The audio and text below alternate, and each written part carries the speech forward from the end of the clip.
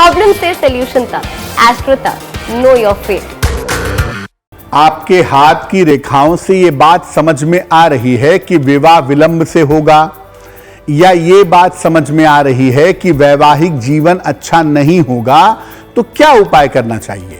देखिए, अगर विवाह रेखा की वजह से दिक्कत महसूस हो रही हो या दिक्कत आने की संभावना हो, तो कनिष्ठा अंगुली में, सबसे छोटी उंगली में शुद्ध चांदी का छल्ला पहनना चाहिए।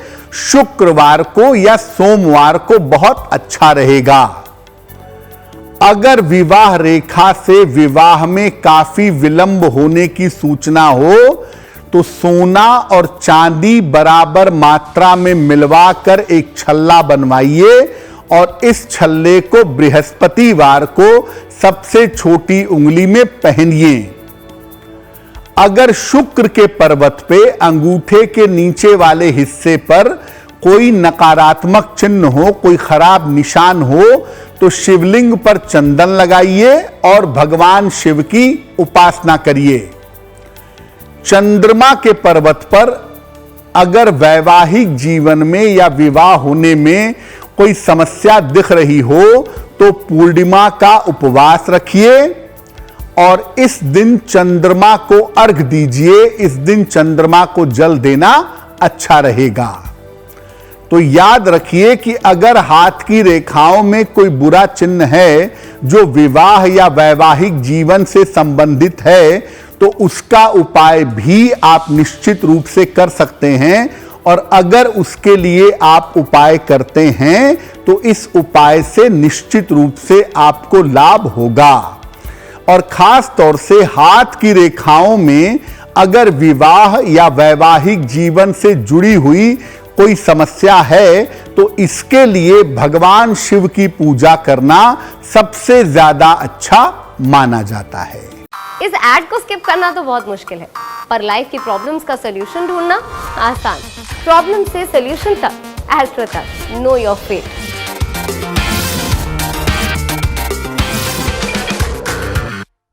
जब अगर आप अपने हाथ को देखें, तो हाथ में छोटी छोटी जो रेखाएं होती हैं वो आती जाती रहती हैं। जब आपका अच्छा समय चलेगा तो रेखाएं अच्छे डायरेक्शन में जाती हैं, और जब समय खराब चलता है तो रेखाएं निगेटिव डायरेक्शन में जाती हैं। तो मान लिया कि आपके हाथ में विवाह रेखा निगेटिव डायरेक्शन में जा रही है, तो जब वो निगेटिव डायरेक्शन में जा रही है उस समय विवाह मत करिए। और आप देखेंगे कि आप लगातार उपाय करेंगे, प्रार्थना करेंगे, पूजा करेंगे, खासतौर से भगवान शिव की, तो आपका नकारात्मक समय जैसे जैसे बीतता जाएगा, जैसे जैसे निगेटिव प्रभाव कम होता जाएगा, वैसे वैसे आपके हाथ की रेखा बेहतर होती जाएगी। इसीलिए अगर हाथ की रेखा में बहुत खराब चिन्ह है विवाह का, और जिस समय वो चिन्ह बना हुआ है उस समय विवाह मत करिए। पहले आप कुछ समय तक भगवान शिव की पूजा आराधना करिए। आप देखेंगे कि आपके हाथ की रेखा बेहतर होनी शुरू हो गई है, और जब आपके हाथ की विवाह रेखा बेहतर होनी शुरू हो जाए, उस समय का इंतजार करके तब उस समय में विवाह करिएगा। तो प्रार्थनाओं से, पूजा से, उपासना से आप अपने मन को, अपने हाथ की रेखाओं को और अपने जीवन को बहुत हद तक बदल सकते हैं। और जब रेखाएं सही इशारा करने लगें, जब रेखाएं बेहतर हो जाएं, उस समय विवाह के लिए जाना ज्यादा अच्छा होगा। एस्ट्रो तक ऐप पर आपको मिलेगा भविष्य से जुड़े हर सवाल का जवाब। डाउनलोड कीजिए एस्ट्रो तक ऐप और चुटकी में जुड़िए इंडिया के बेस्ट एस्ट्रोलॉजर से।